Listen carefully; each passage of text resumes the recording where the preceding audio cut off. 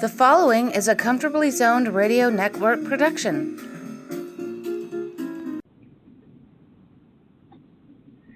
Thank you, Tally Olson. I am back. You are comfortably zoned with me, the Zigzag Man, in Alameda, California.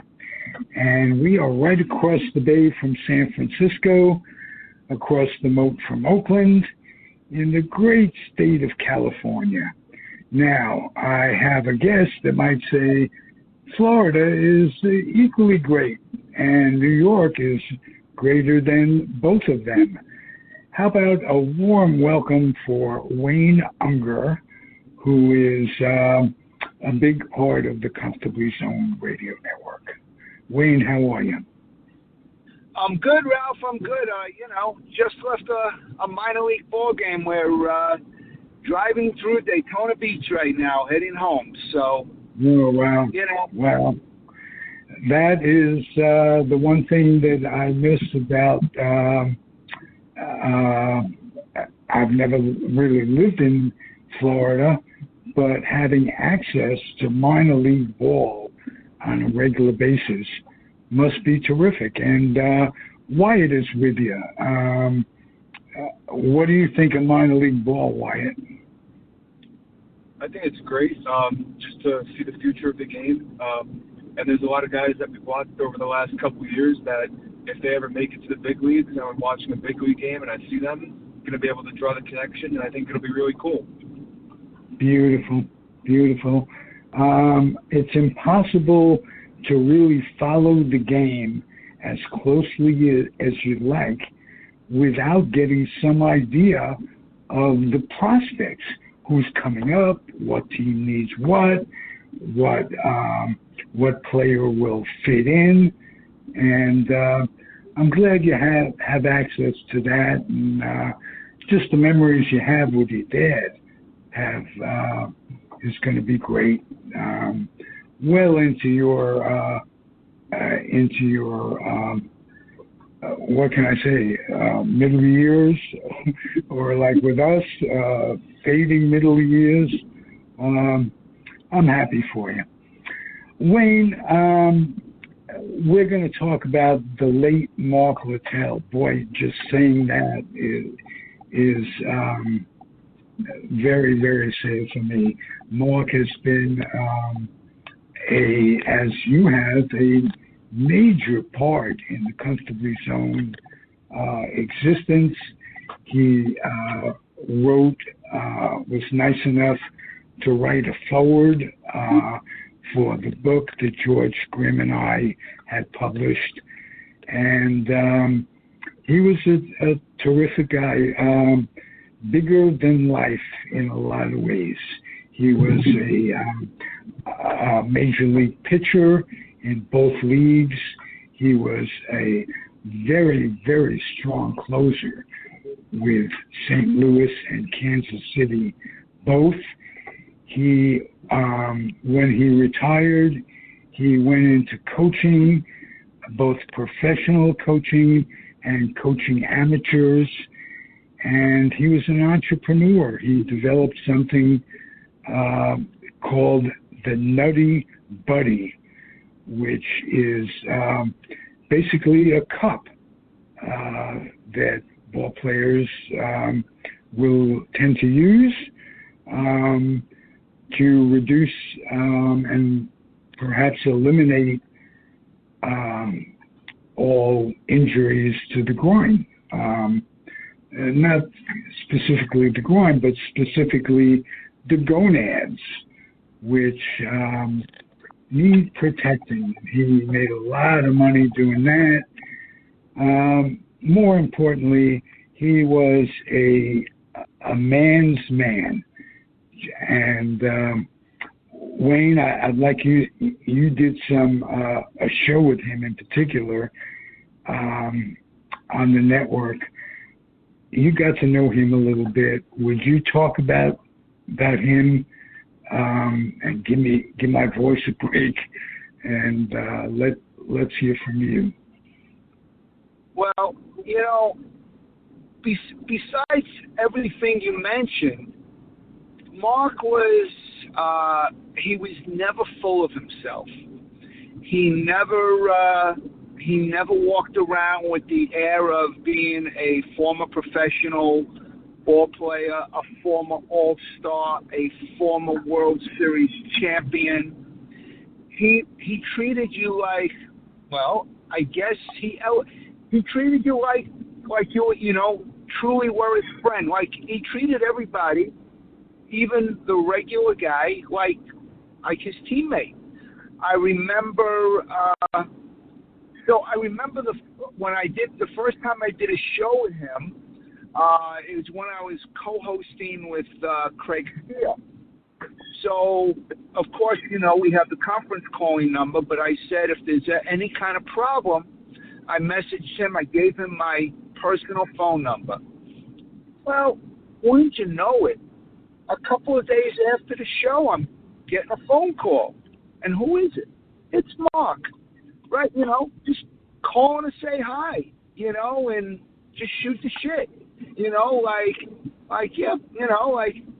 that blew me away. Stuff like that. I remember doing a New Year's Eve podcast. So everybody that I had on the show or was around the show, I sent them all messages. I said, hey, call in. We're going to start at 11:30, and Mark was one of the guys to show up. It was, what can I say? He was someone, the message got, you got an answer back. He was accessible as a human being. And, yes, exactly. You don't find many people like that. And I just want to add one more thing. When I met Mark initially, some 28 years ago, I was the Topps representative on the West Coast, and it was my job to go to the minor league teams and sign all the players to Topps contracts.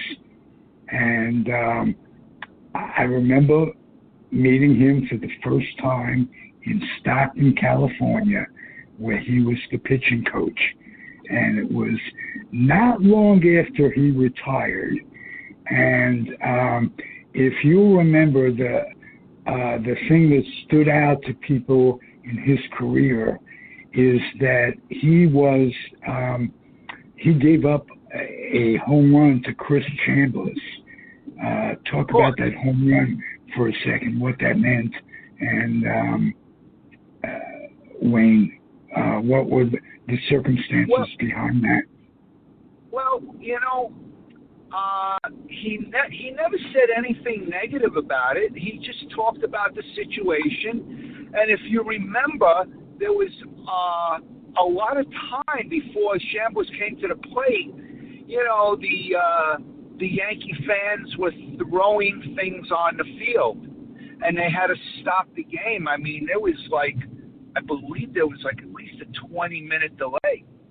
And, you have, it might have affected him. You don't know. And the pitch he threw to Chambliss was actually kind of up there. It wasn't right down Broadway, but Chambliss, just pretty much went up and got it. He went for it, and you ever hear the expression, good pitch, bad result, good swing, bad result.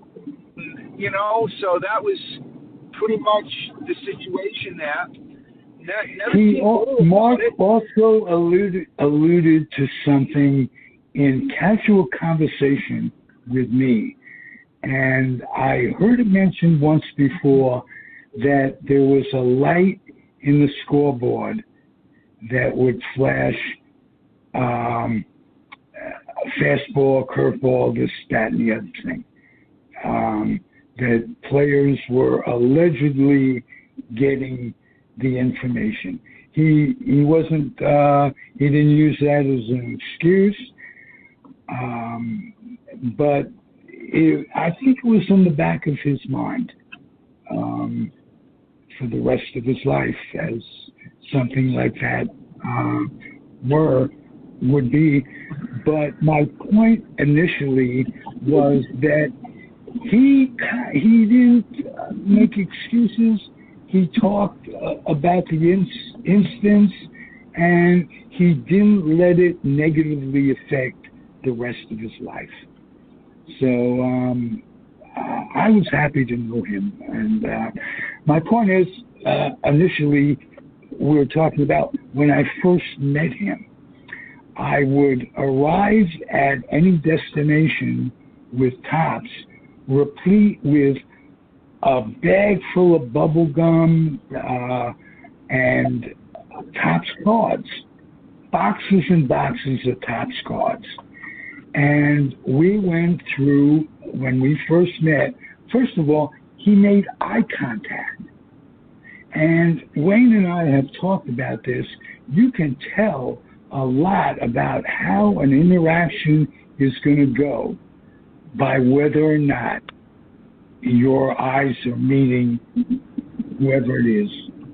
And he was instantaneously locked on me. So it wasn't like he was doing something and looked up and acknowledged you or what. When you talk to Mark Littell, he would give you his full attention. And I learned to like him instantly. And for me, liking someone whose very ideals are contrary to mine. He was a Southern Christian, and a religious one. I was a Northern, a Northern-bred, non-practicing Jewish person. His political ideals were so much different, what he rooted for politically, so much more different than mine. And he's one of the few people that I got by that stuff because his beliefs were sincere, whatever they were, and I respected them. Not many people are that sincere that I would respect their beliefs with an ideology that was totally different than mine, and that's my weakness. And I've learned to look for the meeting point that I have with people, and put a lot of the things on the back burner the older I get. But he's a terrific guy, and that's the best I can say. Just one of those people, and I posted his passing on the Comfortably Zoned site on Facebook, and I copied and shared posts that people have had about him. Not one negative word. I don't know if you noticed that, Wayne. There was nothing that people didn't like about Mark Littell.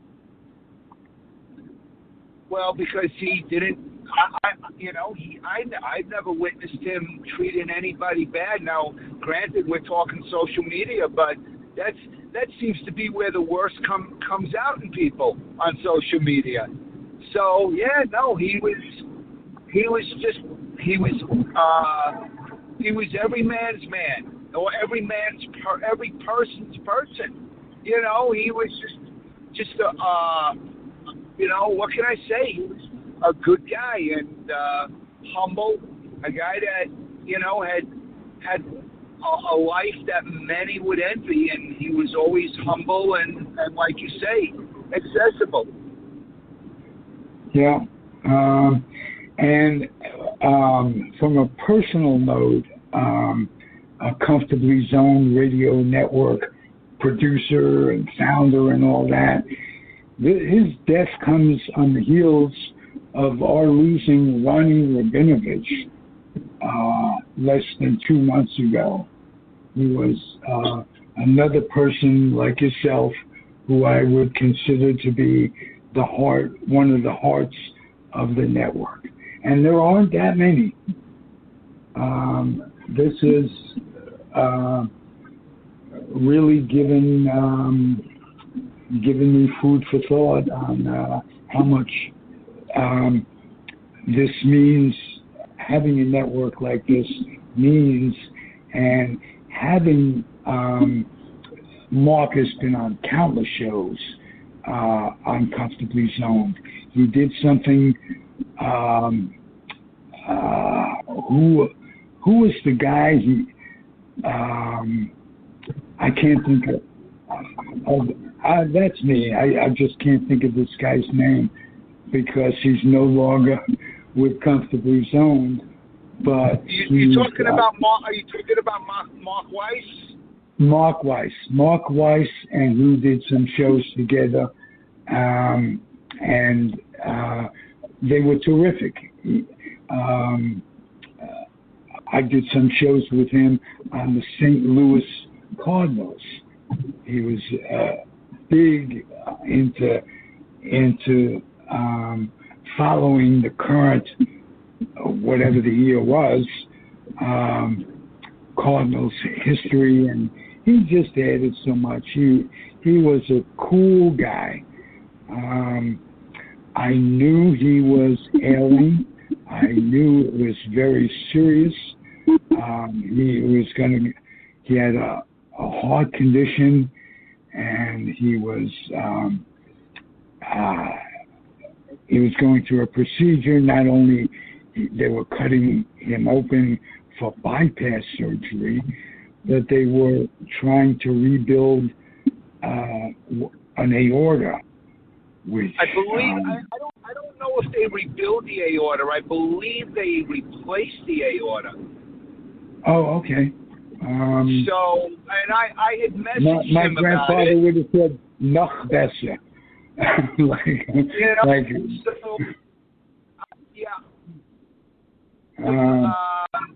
About a week or two ago, because I know 3 people that had the procedure, but I only told him about the 2 that had success with it. And it's ironic. I was fully expecting him to get through this and recover, and then afterward, I was expecting he and I to have a big laugh when I was going to tell him, yeah, I didn't tell you about the 3rd person, who didn't make it. And, and when I saw the news, I was like, wow,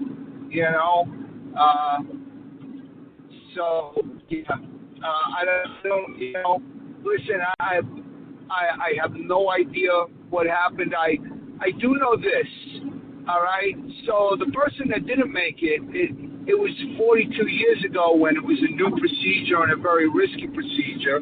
It happened to be my father, and the problem then was, they take you off oxygen. You get no oxygen to your brain. And for my father, they were having complications, and he was off oxygen for more than, no oxygen to his brain for more than 30 minutes, and, his organs ended up failing.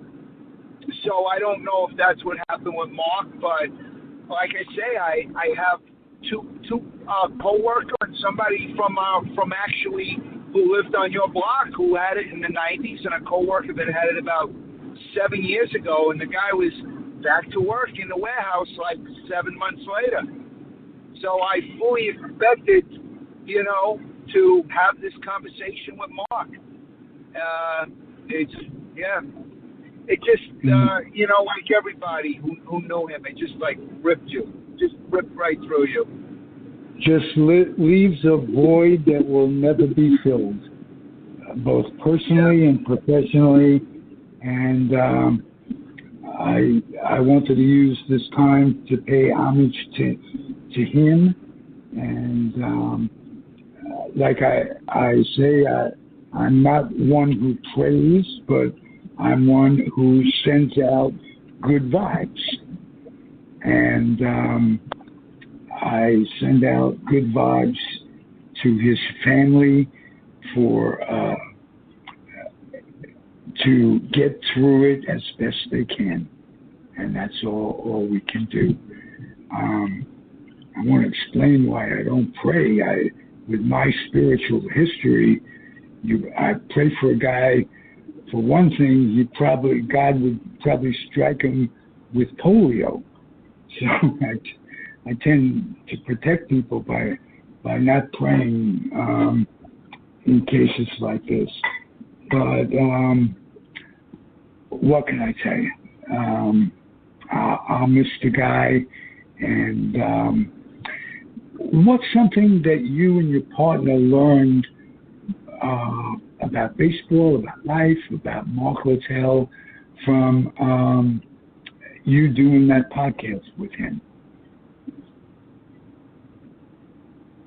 Well, I mean, the thing like that I took away from it, I actually sent Craig a text today, but I was kind of busy with other things, couldn't get into it, but the thing that I learned most during that podcast is, he was basically who he was, and everything that we've said about him came out immediately. It was just, you just knew right then and there the type of person he was. And, that's the kind of people you want in your life. Now, so Mark and I didn't talk a lot, but I would always shoot him a message here and there. And like I say, he'd always get right back to me, and it was always, always asking me how I was, how's the family, that type of thing, and, just nice, pleasant conversation. That's all, and always something funny in there, okay? He was a funny guy. He was, great sense of humor. I was glad to see that he recently did Old Timers Day with in St. Louis with the 1982 World Series team. It looked like he was having a blast, and I'm so happy for him that he got to do that. I am too, and I have a connect with him over Whitey Herzog. When we first met, I asked him about Whitey, and I told him that when Whitey Herzog was coaching with the Mets in maybe 65 to 66, 67, he was the coach of the Mets, and he lived in a building that was on Northern Boulevard, right across, a big orange building that was right across from Shea Stadium. And when I'd come home from the Air Force, I would visit that building because my uncle rented an apartment in that building, and it had a swimming pool, indoor swimming pool.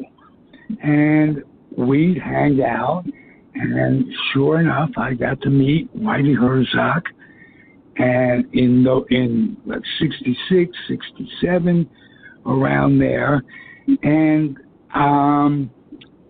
he was, if you remember, Wayne, he was a Yankee, and he came up with Casey Stengel before he went to the Senators. He came up, and when Casey Stengel was having those instructional leagues, he was one of the first people, Yankee prospects, to partake. And he learned, as he told me, He said, everything I know about baseball, Whitey said, I learned from Casey Stengel. And it's been said that one of the most influential people on how the 1969 season team was built was because of Whitey Herzog.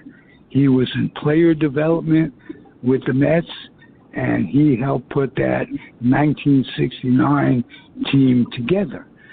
And when I told my story to Mark Littell, he pitched right in on the merits of Whitey Herzog. And all the years we did the podcasting together, I could never get Whitey Herzog on.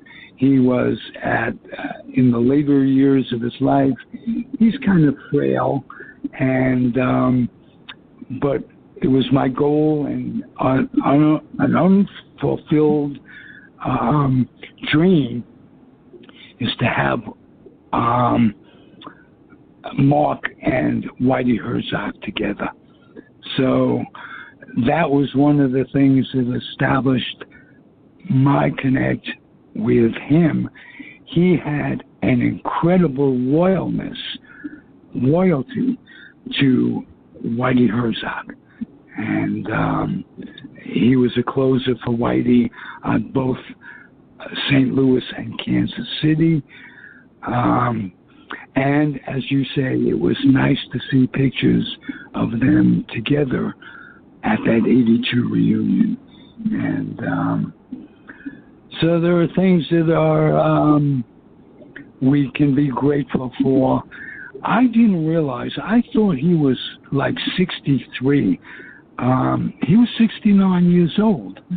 And I respect anybody who can live a certain period of time and pass on what they do and what they've done to others. One other thing about Mark, his mother was the first Head Start nurse in history. And I think he got his charitable ways from her.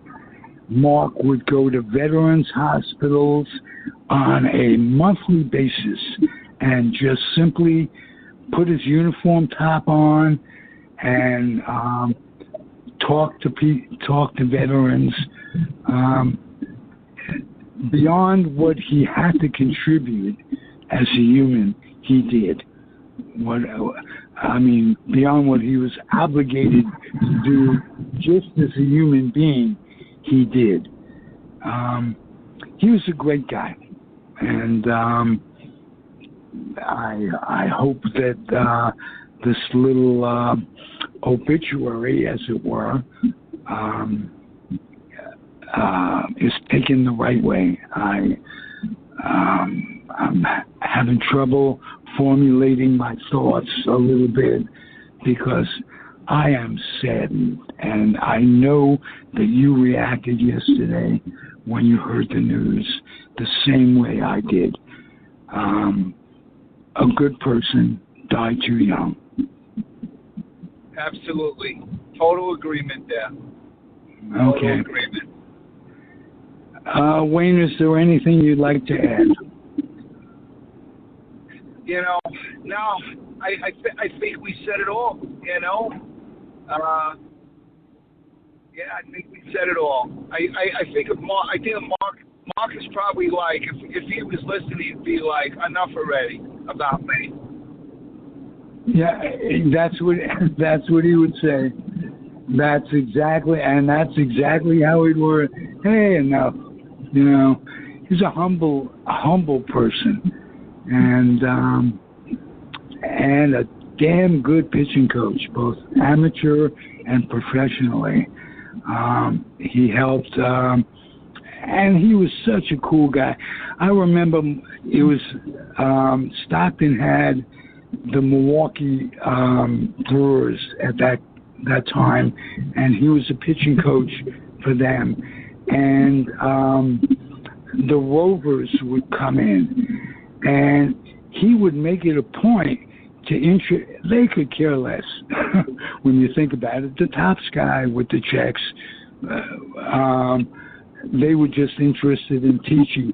But he stopped each and one of them and introduced me to them, and he's just so kind. That's the best word I could think about it. So let me just use that word. Mark Littell was kind, and I'll miss him. Same here. You know, it's like, yeah, it's kind of like, you know, you like blink your eyes and it's like, yeah, like, you know, it's a part, you know, part of your life. Even if it was a small part of my life, it's a part of your life that, you know, you don't want it to end. Yes, and it never will because of your memories, our memories. He'll always be there, like family, and we are the Comfortably Zoned Radio Network. We are a family, and pure and simple. And when something goes wrong, when somebody passes away, you mourn them as you would your natural family, your blood family. And I'm having a hard time. Like I say, it's a double blow because Ron Rabinovich left us much too soon, just two months or so ago. And sometimes mortality sucks. That's the best way I can describe it. All right, Wayne, thank you for your presence. Thank you for listening, Wyatt. And hope you learned something about Mark Littell. And I hope the audience did too. It's the Comfortably Zoned Radio Network. This is a sad one. Rest in peace, Big Country. That's what he was known as. And thank you for listening. Hey, Ralph, thank you for asking me to come on to talk about Mark. You're an integral part of the family, Wayne. Why wouldn't I? Thank you. All right. All right. Good night, Wyatt. I hope you enjoyed your day. He's probably sleeping by now. Yeah. All right. All right. That's how I'd be in the back seat of the car. You let him ride up front, though. That's nice of you.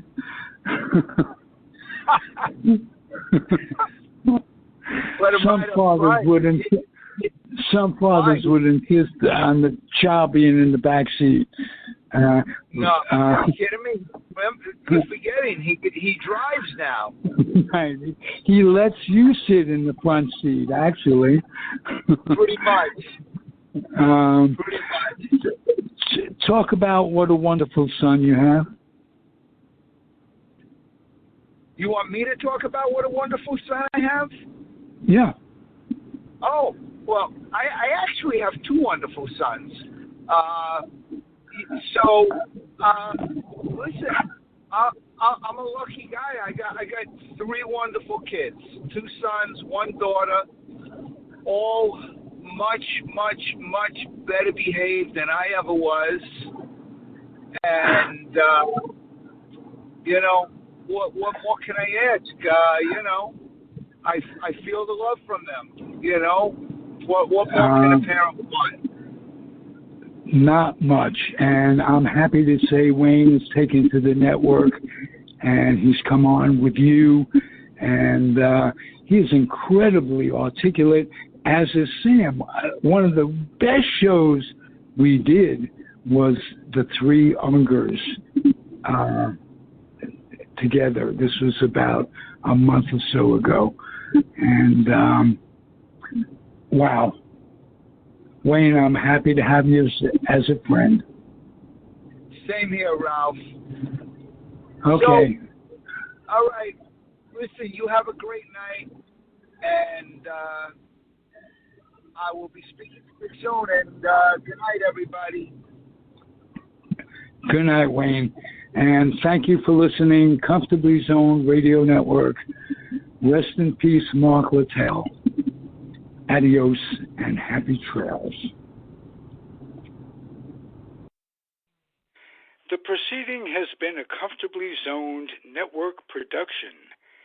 You are advised to keep your dreams wet, your humor dry, your children and grandchildren out of military recruiting offices and off the laps of clerics who wear dresses. Thank you for listening, everyone. Happy trails.